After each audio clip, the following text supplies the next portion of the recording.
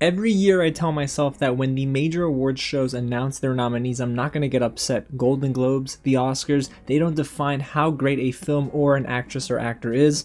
But guess what? I'm mad, y'all.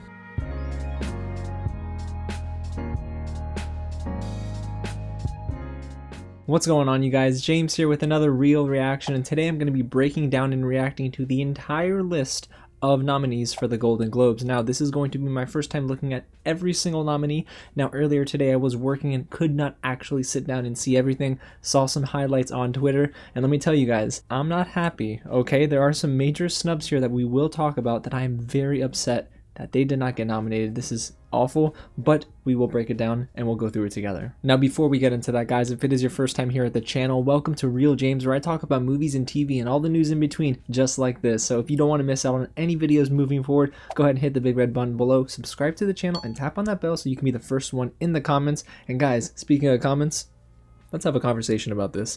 Are you upset? Are you okay? Are there some actors that you wanted to see get nominated, or some movies? Let me know down below. Alrighty guys, so get comfy, get your fingers at the ready, and let's get into these nominees. Alrighty guys, so starting with Best Picture Drama, we have The Father, which I haven't seen yet, Mank, Nomadland, which I am still waiting to see as well, Promising Young Woman, and The Trial of the Chicago 7. So right off the bat here, I notice that, well, there's a lack of The Five Bloods. There's also a lack of Minari, because if you've been paying attention to the controversy surrounding that, the Golden Globes only considers Minari to be the best foreign language film, which is kind of dumb, honestly. Minari deserves to be put in this category, so it's awful to see it not there. I'm also incredibly surprised that Judas and the Black Messiah is also snubbed in this category. I don't understand how they missed out on both of those films, which were seriously cornerstones for the 2020 and early 2021 film season. So we got a lack of Minari, a lack of The Five Bloods, and a lack of Judas and the Black Messiah. It's very disappointing, guys, but you know what? I guess there's nothing we can do right now since they've already released their nominees. So let's move on to Best Picture in a Musical or a Comedy. We have Borat Subsequent Movie Film, Hamilton, Music, which I haven't seen, Palm Springs, and The Prom. Now, I'm looking at this and I'm like, all right, you know, I dig Hamilton, I dig Palm Springs there, you know, I'm happy with both of those nominees, and even Borat Subsequent Movie Film. That was a fun movie, and I feel like it was very well done.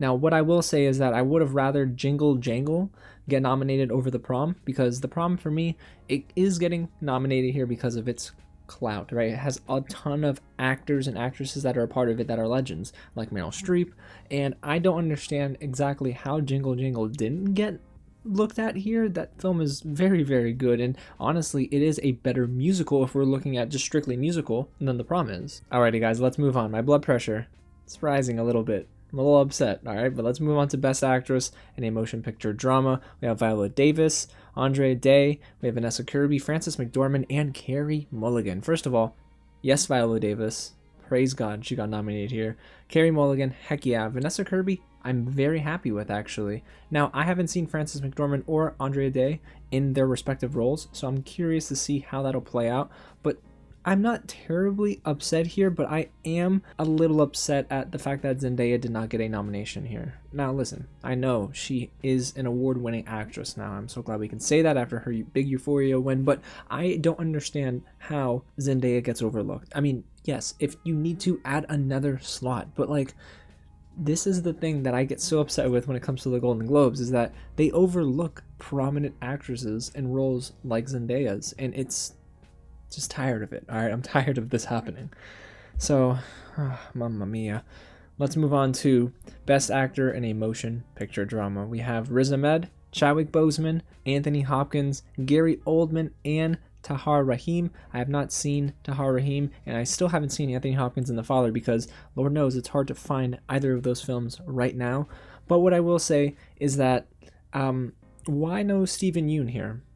Steven Yeun is unreal in Minari, and I'm not gonna lie, I would have probably put him over Gary Oldman here, because Gary Oldman wasn't even the best part of Mank. I'm definitely happy for Riz Ahmed and Chadwick Boseman. Both of them are just excellent. I really hope Chadwick takes the prize here, because I think that he gives the best performance out of everyone in this list. For me, it's him and Riz Ahmed, and nobody else is close in this category. But then you start to think about all the other films that qualified for this deadline that the Golden Globe set, and where is Daniel Kaluuya, right? Where is Delroy Lindo, for crying out loud? How has The Five Bloods not been nominated yet for anything? This is beyond me. I'm sorry, but you can just as easily put Delroy Lindo over Gary Oldman. Heck, I want to see Delroy Lindo and Daniel Kaluuya in this category. I don't get it. I just don't get it. So I guess we're gonna move on, okay? Mamma mia. Alrighty, we got Best Actress in a Motion Picture, Musical, or Comedy. Maria Bakalova, Kate Hudson, Michelle Pfeiffer, Rosamund Pike, and Anya Taylor-Joy. First of all, Anya Taylor-Joy, heck yeah, alright? She crushed it in 2020. Maria Bakalova, I really was surprised by in Borat because it was really her first prominent role. I haven't seen her really in anything else. I still have not seen Music, French Exit, and I Care a Lot, so I can't comment too much on that. But what I will say is no love for Kristen Milioti in Palm Springs. Again, a big snub, big miss here in this category. A little upset, not gonna lie. This is probably what I need to expect from this nominees list, but I think Maria Bakalova or Anya Taylor-Joy should run away with it here. But if they're gonna go by name alone, it probably is gonna be Michelle Pfeiffer or Kate Hudson. So let's go ahead and move on to Best Actor in a Motion Picture, Musical, or Comedy. We have Sacha Baron Cohen, whose name we've been seeing everywhere so far. James Corden, oh why?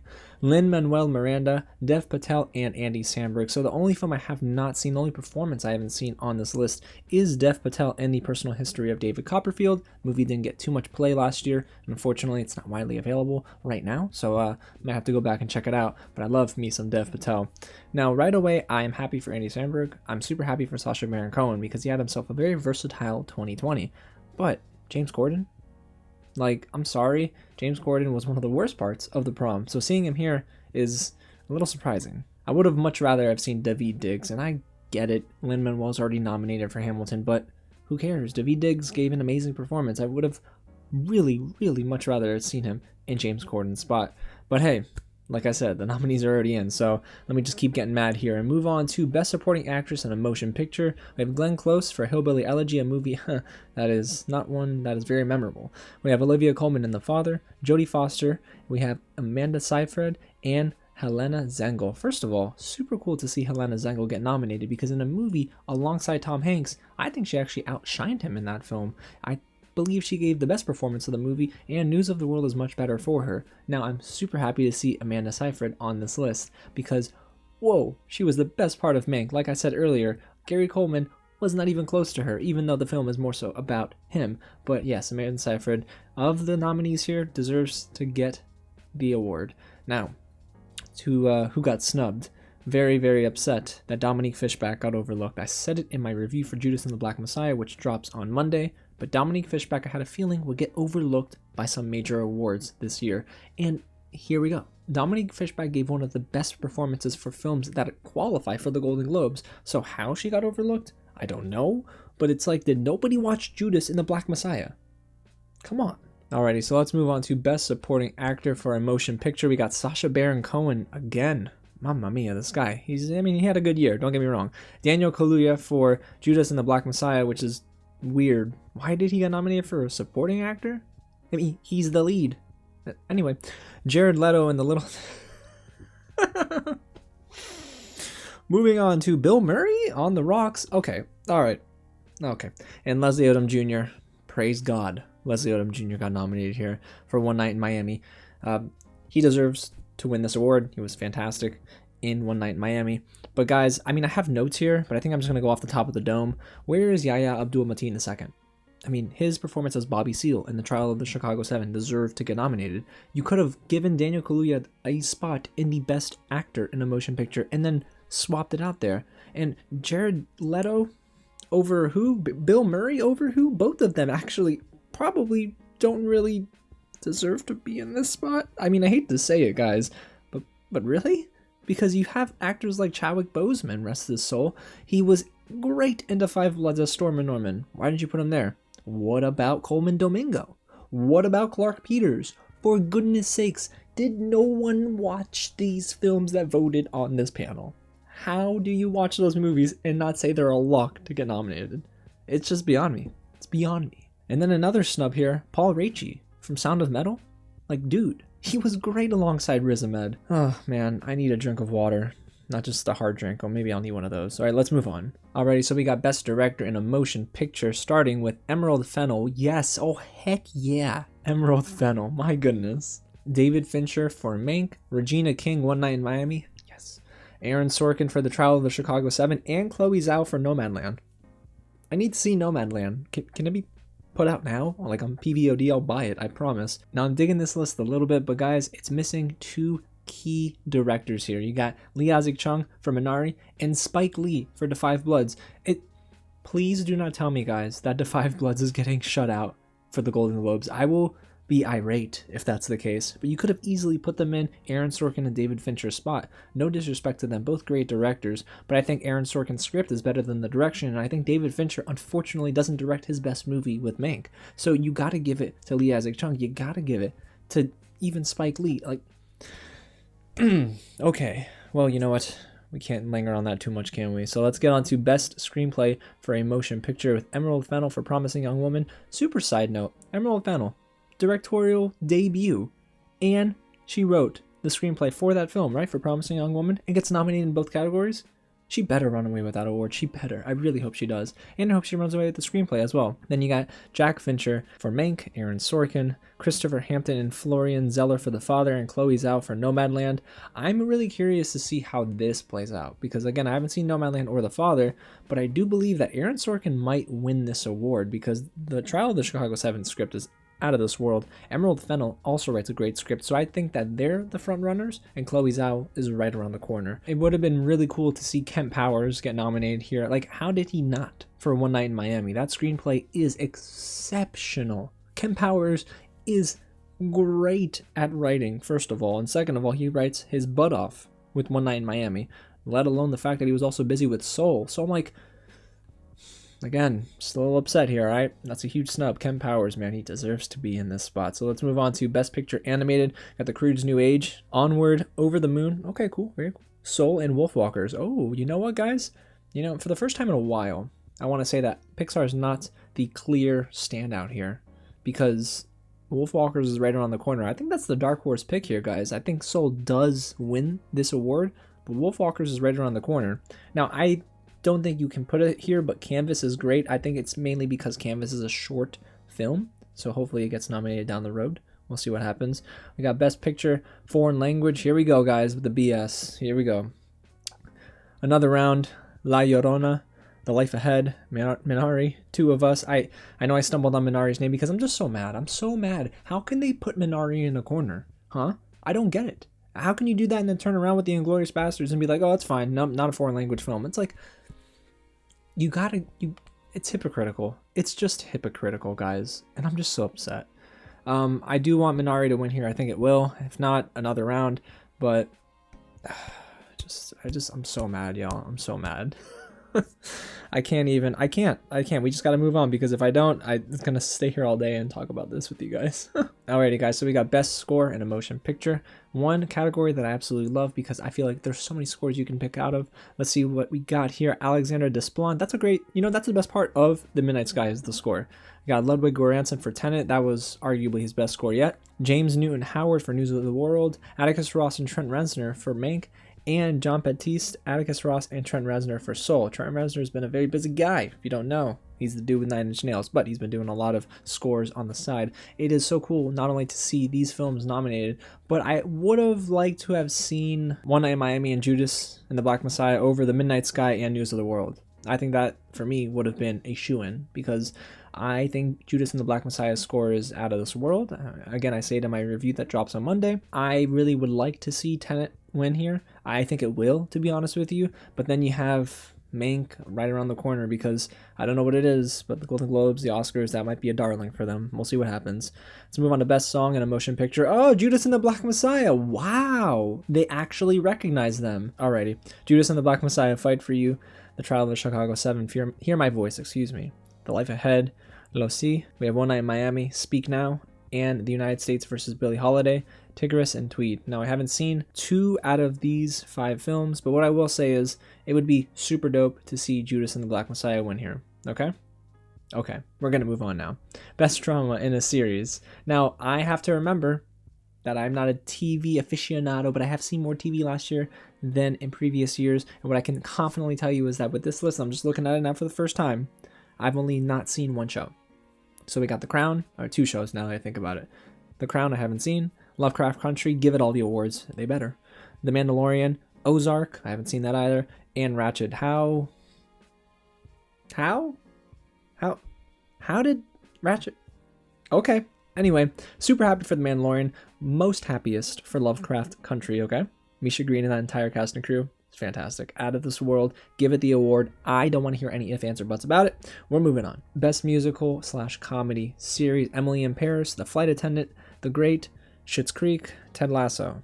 Guys, I think my computer glitched. There's no Insecure here. How does Insecure not get nominated? Are you out of your mind?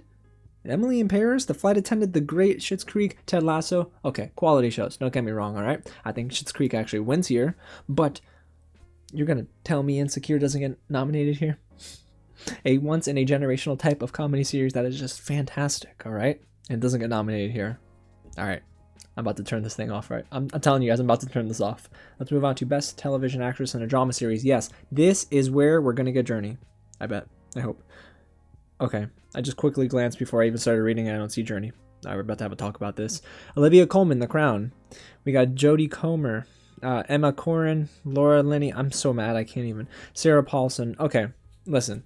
No disrespect to any of these actresses, right? I bet they gave great performances. I definitely know Sarah Paulson was the best part of Ratched. Don't get me wrong. But what I'm going to have to say here, guys, when you watch a show that is as excellent as Lovecraft Country, unique and very timely, you're going to tell me that Jurnee Smollett wasn't the standout in that show? She was head and shoulders ahead of everyone. Not to say everyone else wasn't good, but Jurnee Smollett, for me, was the standout in that show. And then you have so many other great actors like Jonathan Majors, right? And you're going to tell me that Jurnee Smollett doesn't get nominated here. You know what? Oh, man. Lord, hold my tongue. Lord, hold my tongue.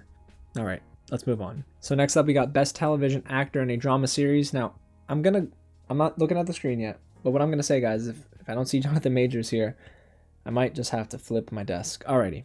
Jason Bateman, Josh O'Connor, Bob Odenkirk, my dog. Al Pacino, okay. Well, even The Hunters wasn't that great. I mean, he was still really good in it. Matthew Rice, okay. So, I need to know something. Did anyone voting on this panel watch Lovecraft Country? Because Jonathan Majors not only gave the best performance of his career after The Last Black Man in San Francisco, but he was absolutely excellent in that show. You're going to tell me he doesn't deserve to be swinging here in this category? I don't get it. I'm like this close, guys. I'm this close to just turning it off. Alrighty, so we're almost done here, guys. Best Supporting Actress in Television, Gillian Anderson, Helena Bonham Carter, Julia Gardner, Annie Murphy, and Cynthia Nixon. Now, I, of course, haven't seen all of these shows, but, okay. I'm nodding my head because I just, again, don't know how Lovecraft Country got overlooked here. I was blown away by Wunmi Mosaku's performance in Lovecraft Country, and I don't know how she got snubbed. Boy, she gave an electrifying performance in that show, especially in the second half of that season. I'm just mad. I'm mad, guys. I'm so mad.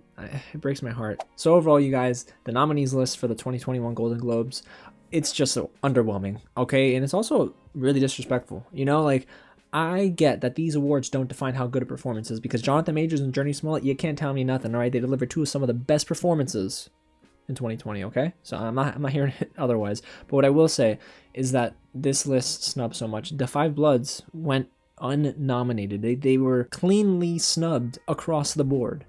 How did they not get nominated for anything? You know what? I'm so upset that maybe we need to transition back, because I want to look at another list of awards that I think deserves to be praised, okay? Okay, so you're probably wondering, what am I looking at? Well, you're looking at the NAACP Image Awards, okay? They were released yesterday, and look at these amazing categories, right? I'm just curious. I'm not going to go through the whole thing, all right, guys? But what I want to do is go through motion picture. Type of motion picture. See what the nominees are. Oh, would you look at that? Bad Boys for Life. Heck yeah. The Five Bloods. Finally some respect, right? Jingle Jangle, A Christmas Journey, and Ma Rainey's Black Bottom. Oh, and guess what? One Night in Miami. So, like, that's it, y'all. That's it, okay? We're going to go through it some more, right? Outstanding actor in a major motion picture, Delroy Lindo. Okay? Thank God. Then you got Chadwick Boseman, Anthony Mackie, the legend. Forrest Whitaker, another legend. And Will Smith. See? Delroy Lindo getting love here, alright? Chadwick and everyone getting love here. Alright, look, outstanding actress in a motion picture. Guys, I haven't even gone through everything. And I'm already thinking that this is a better list. Actually, I know it's a better list than the Golden Globes. Issa Rae, heck yeah, Janelle Monáe, Madeline Mills, Tracee Ellis Ross, and even Viola Davis. So you know what? Go check out this awards list for yourself. It's fantastic. Okay, transition back.